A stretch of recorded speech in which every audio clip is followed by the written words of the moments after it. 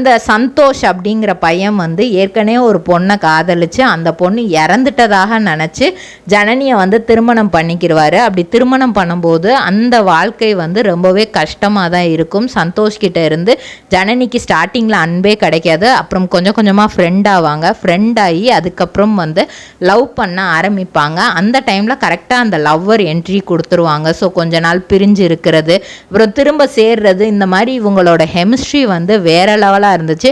நிறைய பேர் வந்து இவங்க 2 பேருமே ரியலாக லவ் பண்ணுறாங்க அப்படிங்கிறத அவங்க வெளியே சொல்கிறதுக்கு முன்னாடியே மக்கள் நிறைய ட்ரோல்ஸ் அண்ட் மீம்ஸ்லாம் போட்டு வந்து வெளியே தெரியப்படுத்திட்டாங்க.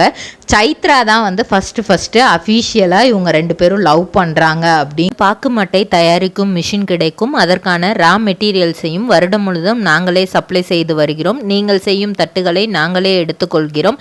அதற்கான லோன் வசதியும் செய்து தருகிறோம்.